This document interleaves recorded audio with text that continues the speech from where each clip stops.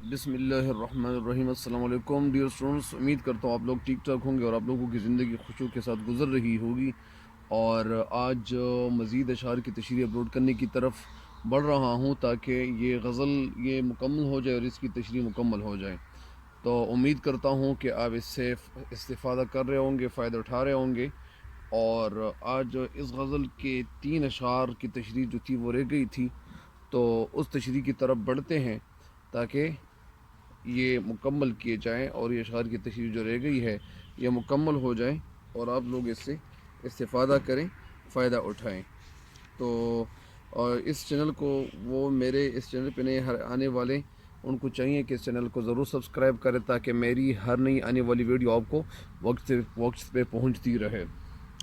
تو بڑھتے ہیں، بسم اللہ الرحمن الرحیم، پہلے شعر کی طرف۔ آج کا پہلا شعر کیا ہے؟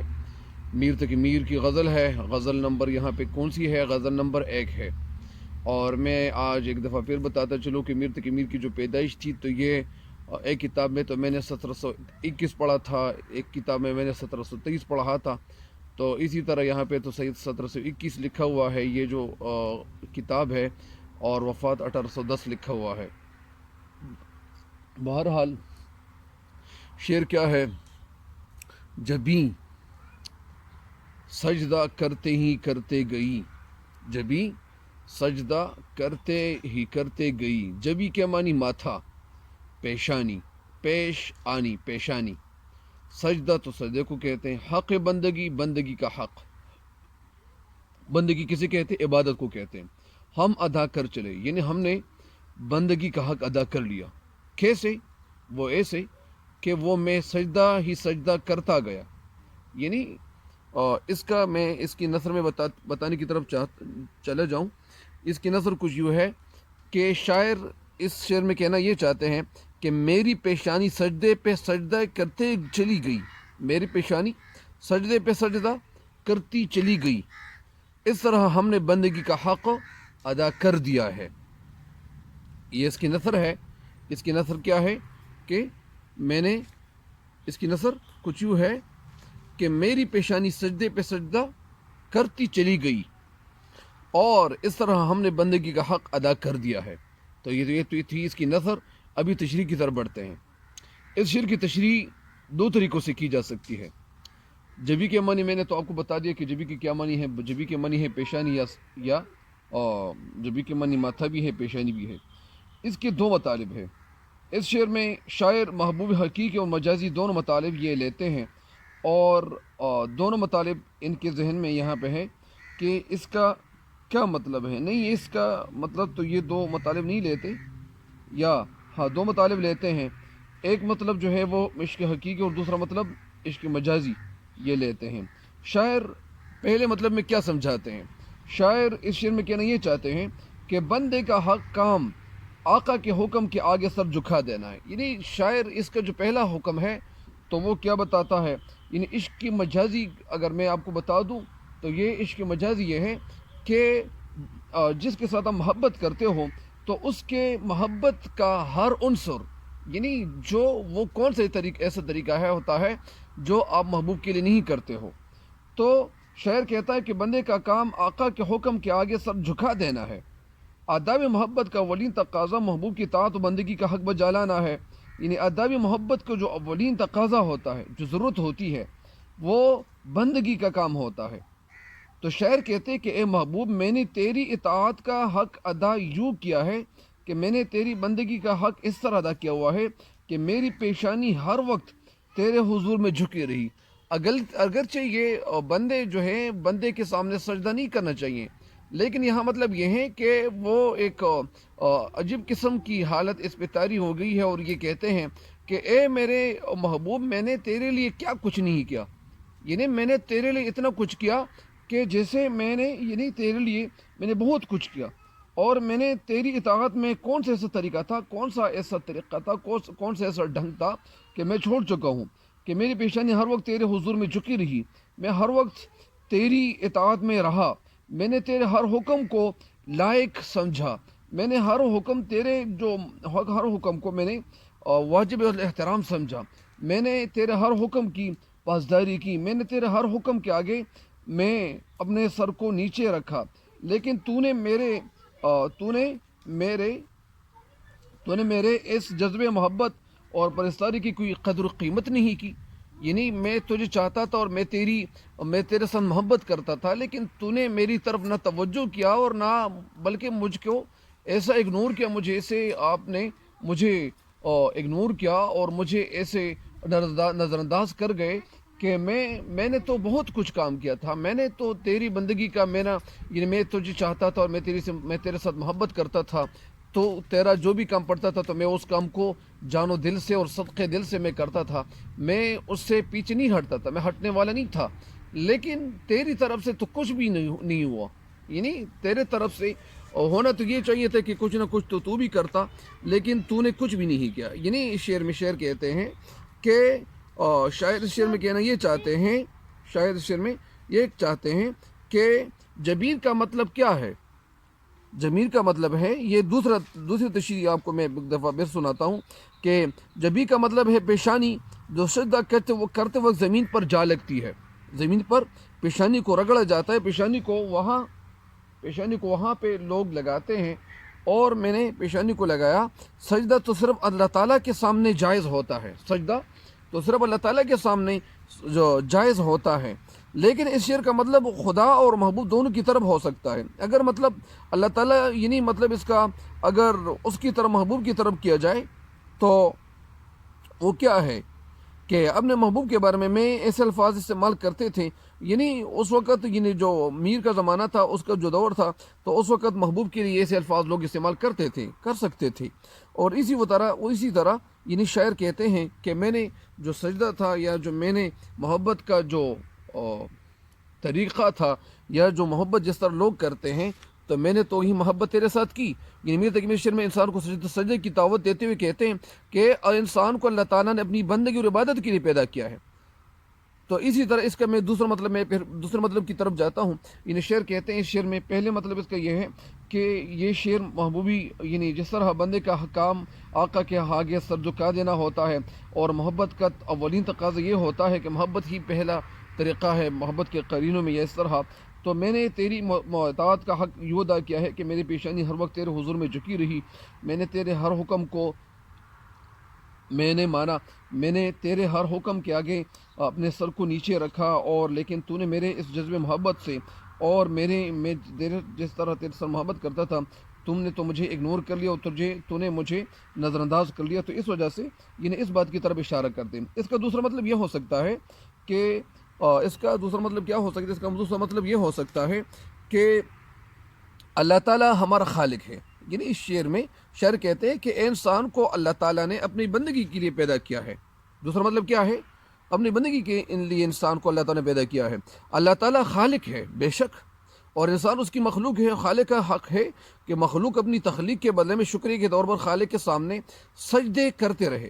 شاعر کہنا یہ چاہتے ہیں کہ میری پیشانی بھی اللہ تعالیٰ کے سامنے سجدے ریز رہی ہے، یعنی میں بار بار سجدے کرتا رہا، میں اللہ تعالیٰ کے حکام پہ عمل کرتا رہا، میں بھی صبح و شام شکر کے طور پر اللہ تعالیٰ کے حضور سجدے میں پڑا رہا، اور ہم نے اپنی استطاعت اور اپنی بساط اور اپنی طاقت کے جو استطاعت میری تھی، میں نے بندگی کا حق ادا کر دیا ہے۔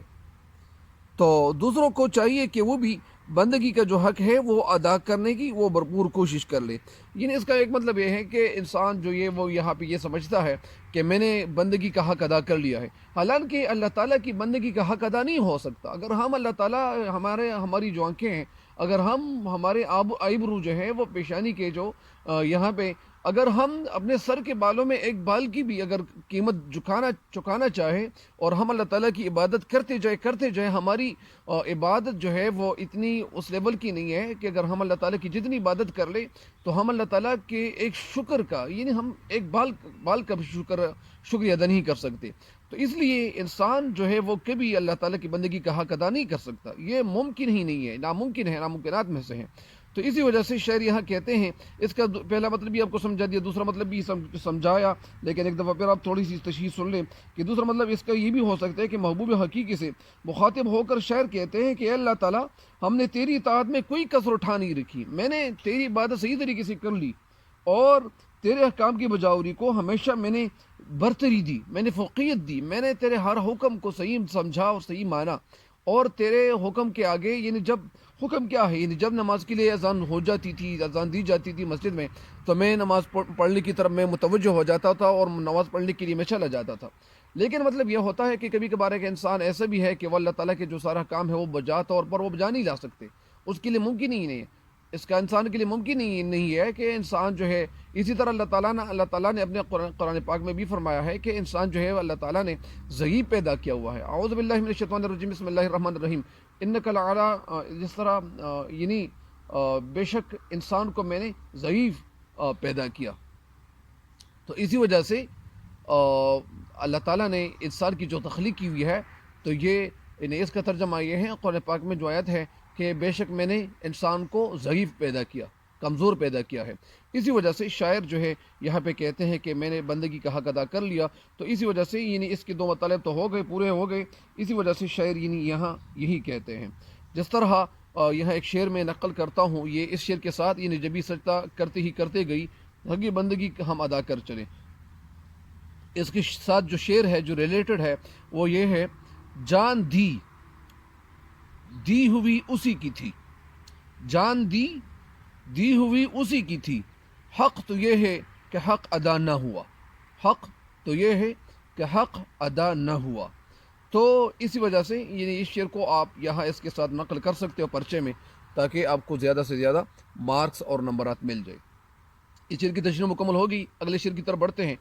اگلا شعر کیا ہے، پرستش کی یا تک کہ اے بت تجھے، پرستش کی یا تک کہ اے بت تجھے، نظر میں سبھو کی خدا کر چلے۔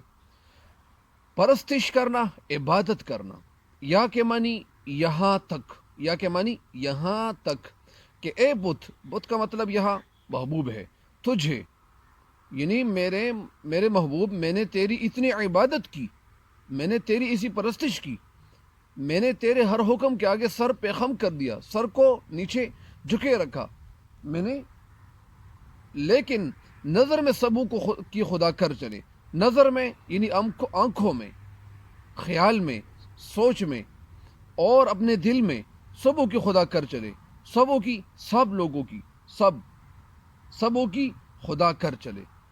اس کی نثر کیا ہے؟ اس شعر کی نثر کچھ یوں ہے، کیا ہے کہ اے محبوب، ہم نے تیری اتنی عبادت کی، ہم نے تیری اتنی عبادت کی، تیری اتنا پوجا کی کہ دوسروں کی نظروں میں تمہیں خدا بنا دیا۔ واہ، کہ دوسروں کی نظروں میں تجھے خدا بنا دیا، یعنی دوسروں کا مطلب یہ ہے کہ میں نے دوسرے لوگوں کو چھوڑ دیا اور صرف تیری طرف میں نے توجہ کی، اور تجھے ایسی توجہ دی کہ سارے لوگ جو ہے وہ سمجھ گئے کہ یار یہ جو جس کے ساتھ محبت کرتا ہے، جو اس کا محبوب ہے، تو یہ تو اس کو دل و جان سے چاہتا ہے۔ یہی وجہ ہے کہ اس شعر کی تشریح، تو اب اس شعر کی تشریح کی طرف بڑھتے ہیں۔ اس شعر کی تشریح کیا ہے اور کیا ہونی چاہیے، اس شعر کی تشریح کی طرف چلتے ہیں۔ اس شعر میں شاعر یہ کہتے ہیں، شاعر میر تقی میر یہ کہتے ہیں کہ اس شعر میں محبوب کو مخاطب ہو کر شاعر میر تقی میر کہتے ہیں کہ اے میرے محبوب، اے میرے دوست، ہم نے تیری خوشنودی کے لیے، تیری رضا کے لیے، تجھے خوش رکھنے کے لیے کیا کچھ نہیں کیا، اور تیری توجہ اور نظر التفات یعنی تیری توجہ کو حاصل کرنے کے لیے میں دن رات تیری خدمت میں لگا رہا، میں دن رات تیری خدمت میں لگا رہا کہ تاکہ میں تیری توجہ اپنی طرف مبذول کراؤں، تاکہ تو میری طرف متوجہ ہو، تاکہ تو میری طرف مائل بکرم ہو، میرے ساتھ تو محبت کرنے لگ جائیں۔ تو اسی وجہ سے میں نے تیری خدمت میں کوئی کسر نہ اٹھا رکھی، اور بت کی طرح تیری پرستش اور تیری عبادت ایسی کی، اور یہاں تک کی کہ لوگوں کی نظروں میں تیرا جو رتبہ تھا، تیری جو شان تھی، تیری جو عظمت تھی، تیری جو بلندی تھی، وہ لوگوں کی نظروں میں وہ تیری بلندی اور بڑھ گئی۔ مجھے تیری پرستش میں، تیری عبادت میں، تجھے چاہنے میں غرق دیکھ کر، یعنی جب میں تیری محبت اس طرح کر رہا تھا اور میں تیری خدمت میں اس طرح لگا ہوا تھا، تو جب میں تیری خدمت میں لگا ہوا تھا تو لوگ مجھے جب تیرے ساتھ محبت کرتے ہوئے دیکھتے، وہ لوگ مجھے تیرے ساتھ محبت کرتے دیکھتے، اور جو کہ خدمت میں تیرا کرتا رہا، تو اس خدمت کو لوگ جب دیکھتے اور وہ مجھے گھر کو اور اس میں مجھے دیکھتے، تو لوگ دیکھ کر کیا، یعنی لوگ تمہیں خدا کی طرح قابل احترام ہستی سمجھ بیٹھے. یعنی جس طرح میں تیرے ساتھ محبت کرتا رہا، تو لوگ یہ سمجھ بیٹھے، لوگوں کے ذہن میں یہ بات ذہن میں بیٹھ گئی تھی کہ یار یہ جس کے ساتھ محبت کرتا ہے تو ظاہری بات ہے کہ یہ کوئی بڑا شخص ہوگا. اسی طرح بہت سارے لوگ ایسے ہوتے ہیں کہ جب وہ کسی کے ساتھ، یعنی کبھی کبھار، یعنی کچھ لوگ ایسے ہوتے ہیں کہ ان کے ساتھ جب کوئی ایک معمولی سا شخص ہوتا ہے، یا اسی طرح وہ سادہ کپڑے پہنے ہوئے ہوتا ہے، اور وہ کہتے ہیں کہ یار یہ تو کوئی معمولی آدمی ہے، لیکن جب اس آدمی کے ساتھ یا اس شخص کے ساتھ کوئی گاڑی والا یا کوئی امیر شخص جب اس کے ساتھ ملنے آتا ہے، تو لوگ سمجھنے لگتے ہیں کہ یار یہ جس کو ہم نے معمولی سمجھا تھا، یہ تو معمولی شخص نہیں تھا. تو اس وجہ سے لوگ تیری طرف توجہ دینے لگتے ہیں. اسی وجہ سے شاعر کہتے ہیں کہ میں نے تیری محبت میں اور تجھ حاصل کرنے میں جو خدمت کرتا رہا، تو لوگ مجھے دیکھ کر وہ بھی تیری عظمت اور تیری بلندی کے گیت گانے لگے. وہ بھی ان کی نظروں میں بھی تیری دھاک اور تیری جو خوبصورتی تھی اس کی دھاک بیٹھ گئی. یعنی وہ بھی تجھے کچھ نہ کچھ سمجھنے لگے. مگر اس کے باوجود تو بت کی طرح گونگا اور بہرا ہی رہا. یعنی میں نے سب کچھ کر ڈالا، اور اس کے باوجود تو بھی یعنی گونگا رہا اور تو بہرا رہا. تو میری جو اس خدمت کی کوئی جو تھی، مطلب یعنی اس کا جو ظاہر جس طرح، یا جو میں جو کچھ کرتا رہا، تو اس کی کوئی حالت، یا اس طرح میں جو کچھ کرتا رہا، تیرے لیے جو کچھ کرتا رہا، تو آپ کے ذہن میں جگہ نہ بنا سکا. یعنی میں جگہ بنانے میں بالکل کمزور ہی رہا اور میں ناچار ہی رہا. اسی وجہ سے شاعر کہتے ہیں کہ افسوس اور صد افسوس کی بات یہ ہے کہ میری خدمت اور میری پرستش اور میری قربانی بھی تیری جو سنگ دلی ہے، تیرا جو پتھر والا دل ہے، اور تیرے اس پتھر والے دل کو اور بے رخی کو محبت میں تبدیل نہ کر سکی. یعنی میں نے تیرے لیے اتنا کچھ کر ڈالا، اور میں نے تیرے لیے سب کچھ کر دیا، اور اس کے باوجود تو نے میری طرف بالکل توجہ نہیں کی، اور تو مائل بکر نہیں ہوا.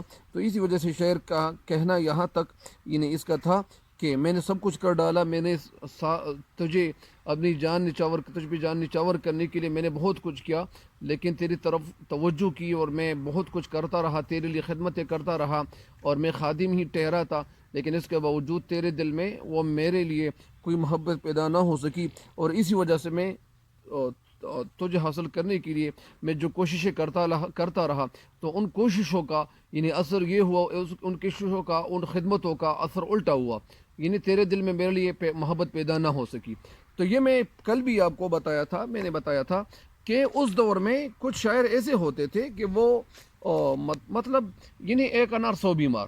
تو انار جب ایک ہو اور بیمار سب ہو، 100 ہو، تو اس کے لیے وہ ممکن ہی نہیں ہے. اسی وجہ سے یہ جو میر تقی میر جیسے چاہتے تھے، ایک تو کتابوں میں نے یہ بھی پڑھا ہے، اور ہم نے سنا بھی اپنے پروفیسر صاحبان سے کہ یہ ایک جگہ انہوں نے عشق شروع کیا ہوا تھا، اور پھر اس عشق میں ناکام ہوئے تھے.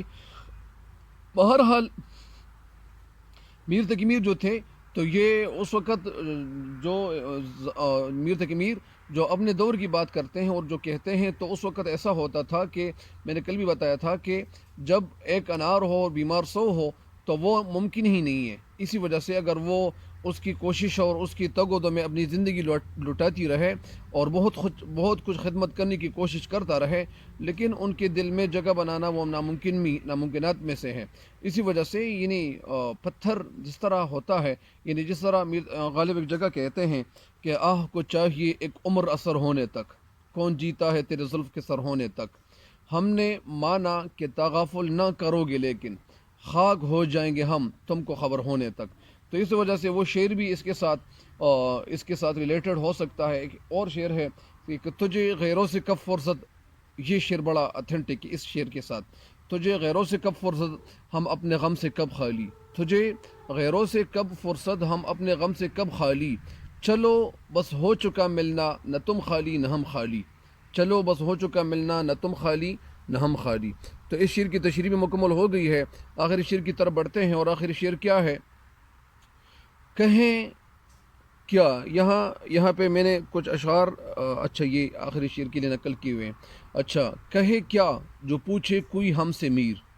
کہے کیا یعنی میں کیا کہوں گا. جو پوچھے اگر کوئی مجھ سے پوچھے کوئی ہم سے میر. کوئی ہم سے اگر پوچھے یا کوئی اگر ہم سے کچھ کہیں تو میں ان کو کیا کہوں گا. جہاں میں تم آئے تھے, دنیا میں جہاں میں تم آئے تھے کیا کر چلے. یعنی اگر کوئی مجھ سے دنیا کی زندگی کے بارے میں پوچھے کہ یار تم اس دنیا میں کیوں آئے تھے اور کیا کر چلے, تو میں ان لوگوں کو جواب نہیں دے پاؤں گا. یعنی میں جس مقصد کے لیے اللہ تعالیٰ نے مجھے پیدا کیا تھا, جس مقصد کے لیے میں آیا تھا, تو مقصد تو اللہ تعالیٰ کی عبادت تھی. لیکن میں نے اللہ تعالیٰ کی عبادت کو جب میں دنیا میں آیا اور میں دنیا کی بکھیڑوں میں ایسا الجھا اور میں ایسا پھنس کے رہ گیا کہ مجھے اپنی ہوش جو تھی وہ نہ رہی, اور میں بالکل بھول ہی گیا تھا کہ میں دنیا میں کیوں آیا تھا اور کیوں نہیں آیا تھا. میں اس بات کو میں بالکل بھول چکا تھا. تو اچھا, تو اس کی نثر میں ایک دفعہ پھر سنا دوں کہ اس کی نثر کیا ہے. اس کی نثر کیا ہے اور کیا ہونا چاہیے.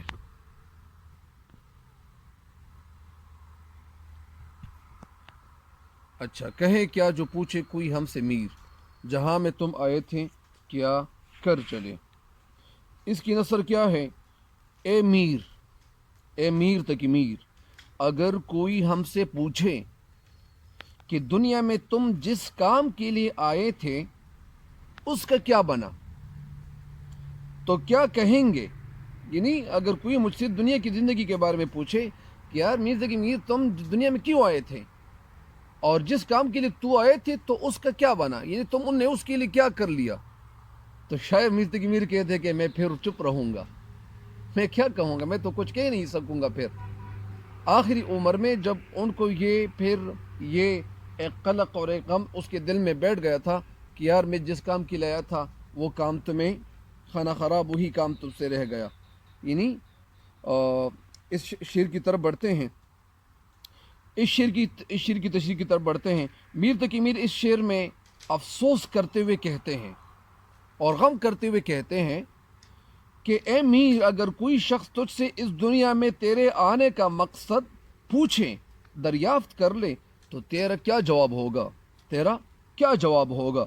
ظاہری بات ہے کہ تیرے پاس اس کے سوال کا کوئی جواب ہی نہیں ہوگا, کیونکہ تو جس مقصد کے لیے اس دنیا میں آیا تھا وہ مقصد تم نے اپنے پیچھے پس پش ڈال لیا, یعنی اپنے پس پش ڈال لیا, تم نے وہ مقصد پس پش ڈال لیا.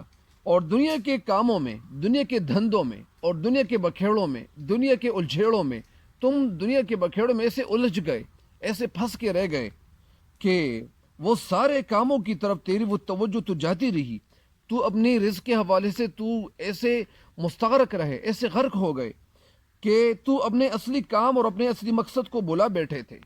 یعنی جو مقصد تھا زندگی کا, ظاہری بات ہے بہت سارے لوگ ایسے ہوتے ہیں کہ وہ جب اس دنیا میں آ جاتے ہیں تو یا کبھی کبھار تو وہ پیسوں کی انبار کو دیکھ کر, کبھی کبھار پیسوں کے ان انبار کو جب دیکھتے ہیں تو وہ کہتے ہیں کہ یار یہ پیسے تو ہمارے لیے اس دنیا میں اللہ تعالیٰ نے پیدا کیے ہوئے ہیں, اور میں اس پیسوں کو صحیح یا اسی طرح میں پیسوں کو صحیح استعمال کروں گا, یہ کروں گا وہ کروں گا. یا بہت سارے لوگ ایسے ہوتے ہیں کہ جب وہ ایک فیکٹری بناتا ہے, کبھی دوسری کبھی تیسری, یا ایک گاڑی خریدتے کبھی دوسری کبھی تیسری, تو ایک وقت ایسا آنے لگتا ہے کہ پھر یہ گاڑیوں میں اور ان کی ساری زندگی ادھر ادھر کاموں میں وہ بھٹک کے رہ جاتی ہے, اور یہ انسان پھر آخر میں پھر یہ افسوس کرنے لگتا ہے کہ یار یہ دنیا میں میں کیوں آیا تھا, دنیا میں آنے کا مقصد میرا کیا تھا, یہ سب کچھ بھول جاتا. اسی طرح میر تقی میر بھی بھول گئے تھے اور آخری وقت میں پچھتا رہے تھے کہ اب آخری وقت میں پچھتانا اور افسوس کرنا یہ لا حاصل ہے. میر تقی میر تو جس مقصد کے لیے آیا تھا, اسی وجہ سے ہمیں آج سے یہ تہیہ کر لینا چاہیے, یہ امید کر لینی چاہیے, یہ تہیہ اور یہ ارادہ کر لینا چاہیے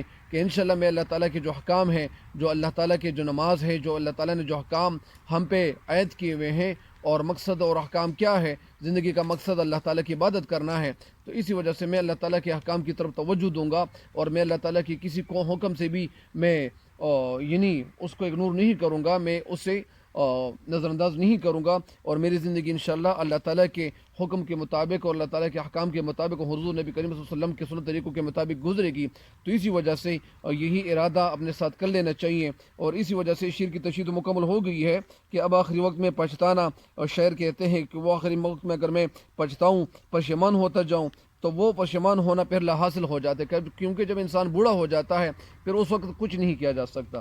لہٰذا شاعر یہاں کہتے ہیں، جس طرح علامہ اقبال رحمۃ اللہ علیہ کہتے ہیں کہ وہ سجدہ جسے تو گرا سمجھتا ہے، ہزار سجدوں سے دیتا ہے آدمی کو نجات۔ وہ سجدہ، یعنی وہ سجدہ جو جوانی کا ایک سجدہ جس کے لیے تو اے جوان تو بلائے جاتے تھے، تو تم اس سجدے کے لیے بلائے جاتے تھے، اور اللہ تعالیٰ کے نماز کے لیے تم بلائے جاتے تھے، لیکن تو اس سجدے کو بھاری سمجھتے تھے۔ یعنی جس طرح میں نے سنا ہوا ہے کہ جوانی کا ایک سجدہ اور بڑھاپے کا ہزار سجدے، بڑھاپے کے ہزار سجدے، وہ دونوں برابر ہے۔ یا جوانی کا 1 روپیہ اور بڑھاپے میں 1000 روپیہ اگر آپ دے دیں، صدقہ کر لیں، تو اس کا ایک ہی اثر ہوتا ہے۔ اسی وجہ سے شاعر یہ کہتے ہیں کہ میں نے جہاں میں تم آئے تھے کیا کر چلے۔ تو اسی وجہ سے ہمیں اپنی زندگی حوالے سے سوچنا چاہیے، اور بڑھاپے سے پہلے ہمیں ایسے کچھ کام کرنے چاہیے کہ جن آخرت سنورنی چاہیے، تاکہ ہماری آخرت بھی ٹھیک ہو اور دنیا کی زندگی بھی ٹھیک ہو۔ اسی وجہ سے اس شعر کے ساتھ کچھ ریلیٹڈ اشعار ہیں، میں وہ بتاتا جاؤں۔ ایک شعر تو یہ ہے کہ میں کیا تھا کس لیے بھیجا گیا اس دور ہستی میں، میں کیا تھا کس لیے بھیجا گیا اس دور ہستی میں، نہ اب تک خود کو پہچانا نہ کچھ راز سفر سمجھا، نہ اب تک خود کو سب پہچانا نہ کچھ راز سفر سمجھا۔ دوسرا شعر، اسی سے دور رہا اصل مدعا جو تھا، اسی سے دور رہا اصل مدعا جو تھا، گئی یہ عمر عزیز آہ رہے گا میری، گئی یہ عمر عزیز آہ رہے گا میری۔ اور یہ شعر جو میں نے ابھی عرض کر دیا رہے گا میری، یہ میر تقی امیر کا ہے۔ نذیر اکبر آبادی کا شعر کچھ یوں ہے کہ جس کام کو جہاں میں تو آیا تھا اے نذیر، جس کام کو جہاں میں تو آیا تھا اے نذیر، خانہ خراب تجھ سے وہی کام رہ گیا، جس کام کو جہاں میں تو آیا تھا اے نذیر، خانہ خراب تجھ سے وہی کام رہ گیا۔ تو اس شعر کی تشریح مکمل ہو گئی ہے، اور امید کرتا ہوں کہ آپ انشاءاللہ ان اشعار کو دیکھ کر ان سے ضرور استفادہ کرو گے، فائدہ اٹھاتے رہو گے، اور میری باتوں پہ عمل ضرور کرو گے۔ اللہ تعالی ہم سب کا حامی و ناصر ہو، اور ہم سب کا اللہ تعالی حامی و ناصر ہو، آمین والسلام۔